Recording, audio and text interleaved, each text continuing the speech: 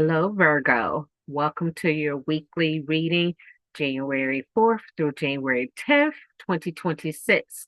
And this is the astronumerology reading where we combine astrology and numerology together to help you understand the energies that you are working with this week. We're going to start with the numerology energy. Everyone is experiencing the same numerology energy in the form of the number one because this is a 1 year. You're also experiencing the number two because this is a 2 month.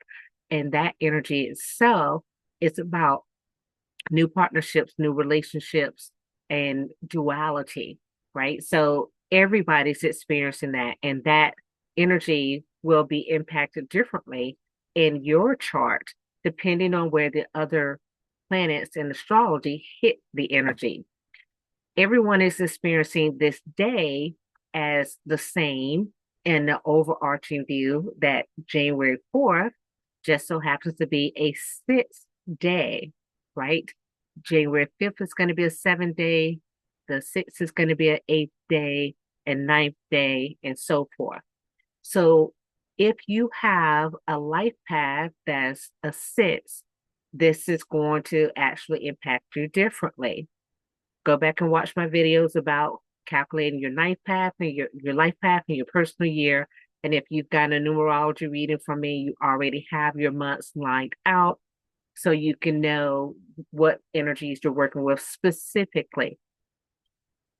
Leo, I'm sorry, excuse me, Virgo is the sixth astrological sign. So again, on 6 days, you tend to have a little bit more of an impact than another sign. So the sixth energy is a nurturing energy, normally associated with family and teaching and making sure that everyone is taken care of, sometimes to a detriment because not you don't take care of yourself. And then it's also associated with health, competition from others, sporting events and sporting activities, running, jumping, playing ball, competition on all levels. So part of the energy that we're going to talk about in astrology is good for you because you definitely want some Mars energy on your side if you are in a competitive arena, right? So when that energy hits your sixth house, that could be a little good for you, except for the fact that it's accompanied by Mercury, Venus, and the Sun. All right. So we'll get into that later, but the numerology energies that are important for you, individuality with the one and the body. So those things are the focus, plus partnerships. Maybe you got a new person to work out with in the gym because you definitely would like that. Maybe you got a new person to cook with. Okay. In addition to that, I'm going to pull some cards to let you know some other undercurrents of energy that's in your life. And we're going to start with, why don't we start with moonology for you? Moonology is understanding the moon's energy, and I'm just going to pull a card that tells you what type of moon energy is following you outside of the wolf moon energy that is following everyone because we are in that full moon energy for another 45 or so hours. Maybe less than that, actually. I need to correct that and say about 26 or so hours. But the moon that's following you, do you see that one? This is new moon in Sagittarius. Luck is on your side. Now, this is very interesting that new moon in Sagittarius, luck is on your side. Sagittarius is a highly intelligent sign, and Virgo is a highly intelligent sign. And the fact that you would draw the Sagittarius energy there, of course, Pisces is a highly intelligent sign. I'm just saying. But I think this is going to be a lucky season for you. Unlike some other people who are not benefiting from that Mars, Mercury, and Venus, Sun energy, I think you're going to benefit from it a little bit better than some other people because I think you have the skills to actually take advantage of the energy where some people are lacking the skills to do so. Okay, good for you. And then we're going to go with the numerology cards. And the numerology cards is just what number energy is following you for this 6 day period. Let me know if you like this type of reading because I don't know if I'm going to do this the whole year for you guys. I'm just trying it out. All right. Individuality, the number 11. So 11 is a master number. And yes, it is about individuality, but the 11 is also about two. The 11 are two ones, two individuals coming together in partnership. So I told you in the beginning, one for the month, two, I'm sorry, one for the year, two for the month, and maybe you need a partner, right? So maybe you need to find a like-minded individual to work with this week. And this doesn't have to be romantic, mind you. You might need a partner in business, at work, or some other adventure. But when two individuals come together and actually agree to work on a plan and put energy into the plan normally becomes more successful than if one person is doing it. Okay. And the other card that I'm pulling for you is the soul's lesson. What lesson do you need to learn this week? All righty. So let's see what lesson you get. Death. You are the second sign to get death. And do not be afraid of death. As a death doula, do not be afraid of death. Okay, but this death card, it says, I am learning that endings are merely beginnings. 2025, if it didn't teach us anything, it taught us that there's a lot of things that end in our life and we have to suck it up and keep going. But every time a door closes, it pushes us in another direction. The energy is saying, hey, that part of your life is over. Now you need to go in this part of your life. The problem that occurs is that often people decide, I'm going to kick that door open. And then they get all this chaos that ensues because they kick the door open instead of flowing in a different direction. So now is the time for you to flow in a different direction. If a relationship ended, flow in another direction. If a career ended, flow in another direction. That's the energy that is coming towards you. The last card that I'm going to pull for you is actually, these are my favorites because they're the playing cards. And I did say if I get enough people actually commenting on it, I would do a regular tarot reading for you guys. I have been doing tarot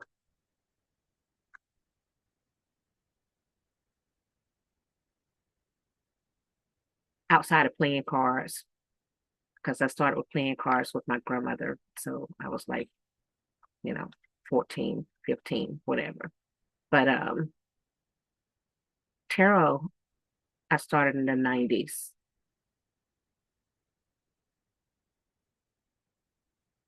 Yeah, got my first set of tarot cards in the 90s. So I always knew playing cards because that's what my grandmother taught me with, right? So, 40 years. So, kind of familiar things. So, let's look at the playing cards. Let's look at the energy here. And so, you're the second person.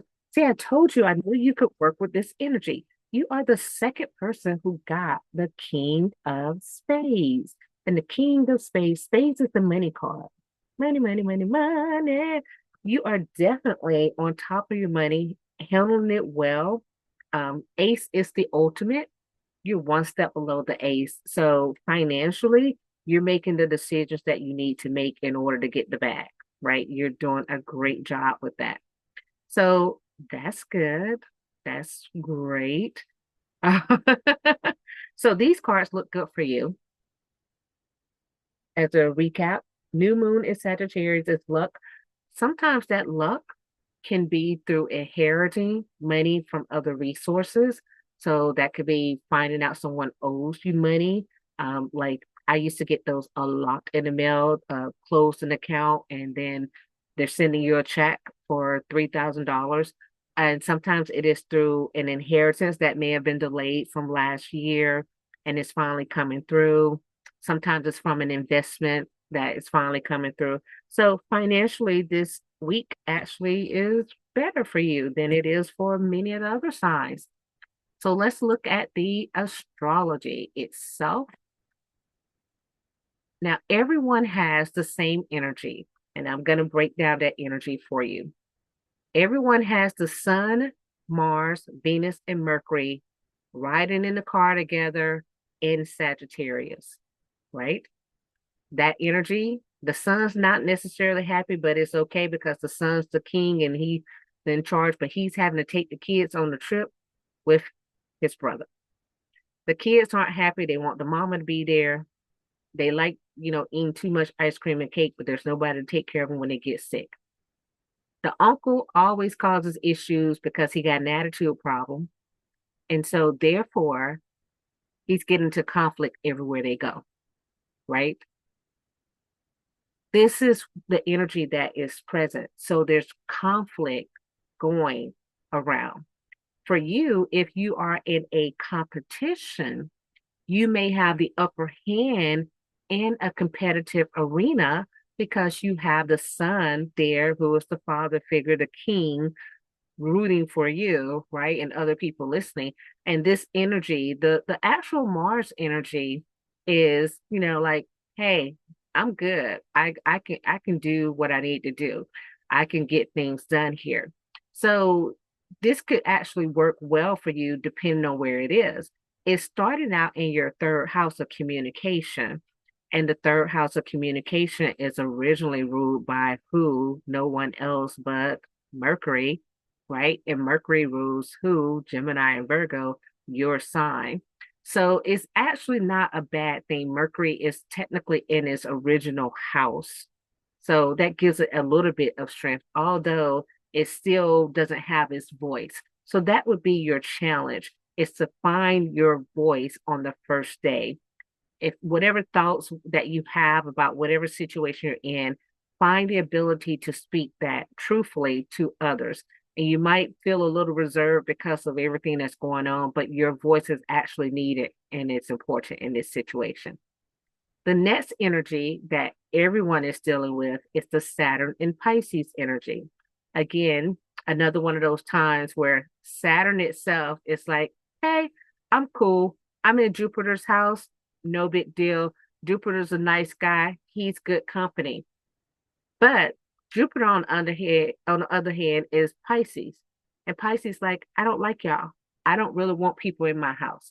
So again, conflict, but because Jupiter is such a good host, Jupiter is going to make it easy for Saturn. So Jupiter is going to get things done. Jupiter is going to work on projects and plans, which Virgo is very diligent about working on plans and getting things done. So that energy for you is good. But notice it is in the 12th house. Your 12th house is about loss, hospitalization, restrictions. When we start this reading out for you, it is in your 6th house, which is your natal house, right? The 6th house is Virgo, which is about health and diet. So you may be putting a health plan together because you've had some restrictions in health. Definitely, Rahu is influencing this house as well. So you had some things pop up last year that you weren't really thrilled about health wise. And now you're working on those, right? That's the energy that's here. It's not just because it's January and we're going to do a new thing. It's really because of some things that happened last year and you had to follow up on that. The next energy that we have is the Jupiter energy, which is starting out in Gemini. And Gemini, of course, is ruled by Mercury. And so that is your other counterpart, right? Both ruled by Mercury. And this is about communication and the expansiveness of communication. And when it hits certain other areas, you're going to see there's like influence of K2. This is communication by electronic means, computer, of course, of that nature. The Jupiter and the moon are being aspected by each other. So the moon is the mother energy. This is the nurturing energy. This is also the secret revealer, your intuition kind of energy. It is being expanded. So now your thoughts are being expanded. And perhaps you know things, if you listen and trust your intuition, that you didn't know before. And if you focus and have a good plan, those things that you know and feel intuitively, you can actually express and get that information out to a bigger audience that might be good for you financially. All right. That's how you start the week. Let's move the energy around. And all of this energy is just going to flow from house to house to house the entire week, right? So it's gonna repeat itself. I'm highlighting the times when it shifts a little bit to where you feel another bump in energy. So that being the case, so all this starts on the 4th. It's going to hit every house. You're going to feel a little bit of um, pulling into each direction.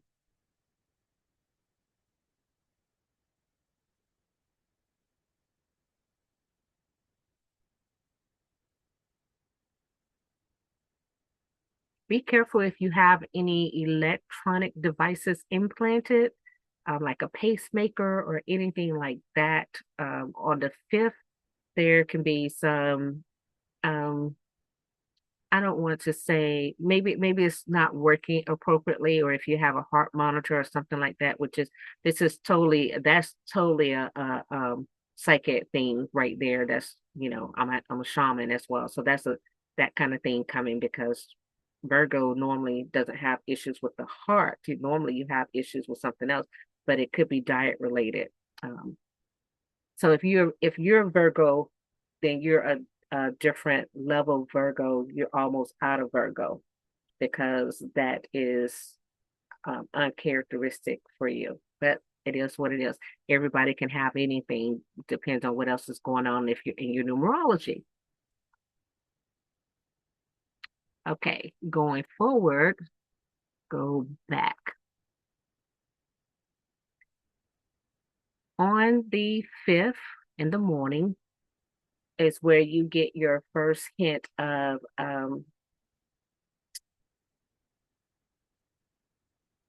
I just call it the death doula energy because it's where I see loss and death and change. And I call it death, and it's sometimes a physical death, and sometimes it's a mental or spiritual death, but it's great loss that changes a person's life, right? And that energy is present on the 5th. And it could be surgery gone bad, definitely something in accident in a hospital setting or something to that effect. It could be accident in general because this whole week is about accidents. There's a lot of accidents happening. Car accidents are happening every day. Car accident, boat accident, something with a motor, mode of transportation, primarily cars, but could be flying. There's a little, yeah, could be, but not really so much flying, but it could be a small plane kind of incident. But the rest of it is traveling by car, train, bus, something like that.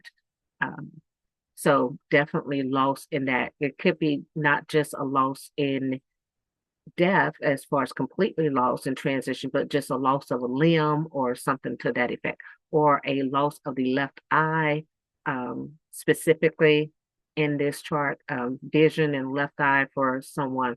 So be extremely careful with that.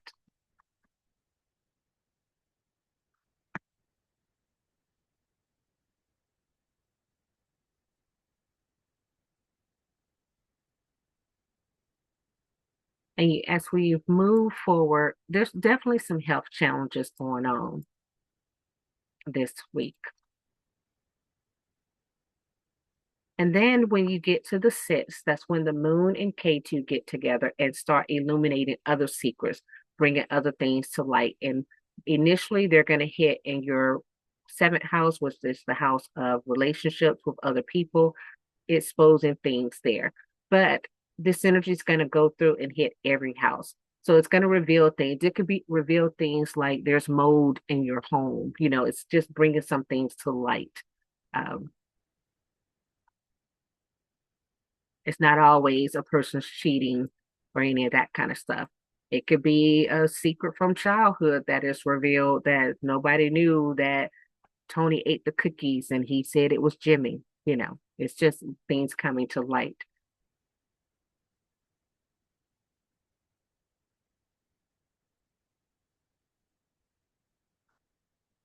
As with everyone else, this energy is going to become heavy. So on the 7th, which the 7th is a 9 day, which is another day of loss, change, transition. Definitely with the mother, it could definitely look in the accident possibility argument possibility, heart attack possibility on that day. Someone could have an accident or at work, um, and it could be somebody who just walks off the job on that day. But definitely a change is happening on January 7th, which is 9 energy for that day.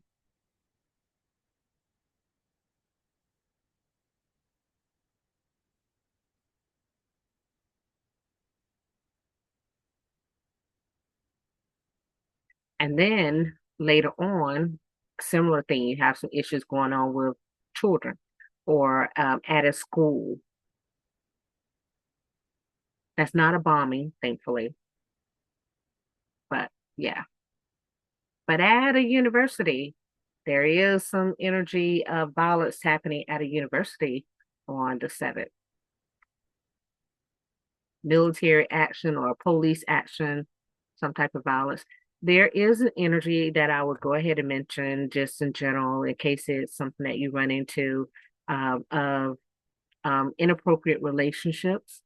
So, an older person being in a relationship with a younger person, um, inappropriate there. I got to be careful how I word this on this internet. Moving on to the 8th, it's the next time you have a major changes, and everybody's going to experience this a little differently. Jupiter is moving its way out of Gemini and moving into Cancer, which is a really emotional type energy. So emotions could be just all over the place, and people just not having a cool head when it comes to communicating about anything, even cooking in the kitchen. So it's very interesting day. And speaking of cooking in the kitchen, there is a energy of possible accidents with cooking. Be careful with cutting knives and things of that nature. And then later on the 8th, your Kona, which is your 4 main houses, the first, the fourth, the seventh, and the 10th, all have energy there. And for you, especially the moon being in Virgo home is going to be the biggest thing. Now, Virgo doesn't really want to highlight the home and doesn't really want the attention there, but it's going to get there. It's like, at 3 degrees. And at that point, all of the energies are going to be aspecting each other. So Jupiter's going to have an influence on the moon. The sun's going to have an influence on the moon. Saturn's going to have an influence on the moon. K2 is going to have an influence on the moon. There's going to be a lot of multiple aspecting going. So when that happens, it's not always a clarity, right?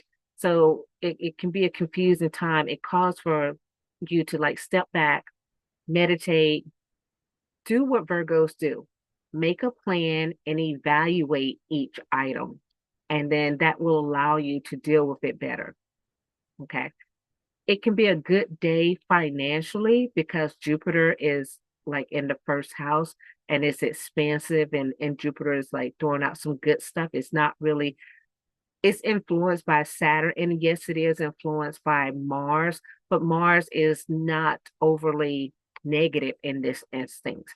And therefore, Jupiter doesn't fall into the negative side. It still gets to be the positive side.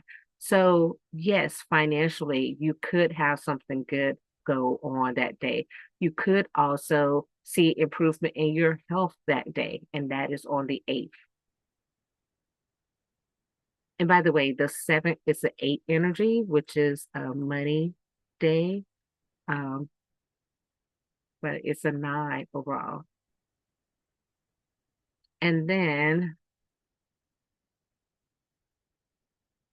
as we move on, as with everyone else, the energy shifts and the balance kind of changes. And your how you deal with other people gets a little bit of a break, right? But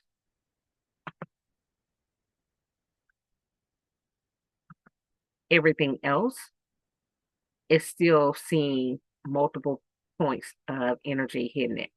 Now, are you going to be able to maybe get a reprieve of sorts? Yes, because you're going to have some friendships or relationships that your tribe will be available to assist you with something, to maybe help you make decisions that you need to make in order to go to whatever goal that you're trying to reach. If it's overcoming a health thing or overcoming a relationship thing, you're going to have outside people be available to assist you. So that's the good part.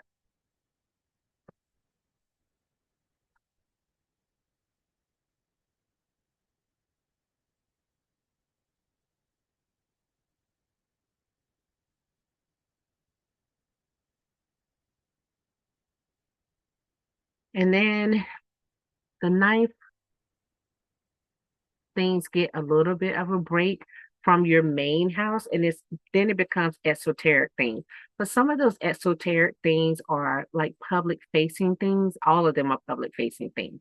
So um that's Virgo's not in the public house, right? It's the sixth house, but you might get more attention than you actually want on the ninth.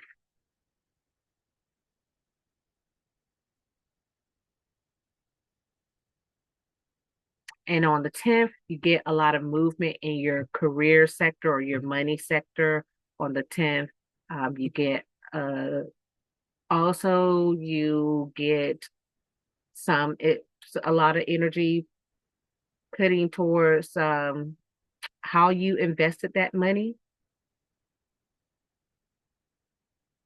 It's like finding money, hidden money. So maybe you didn't know about an investment or you forgot about an investment and you found out there's some money in it. That's kind of good. That's on the 10th, the last day there.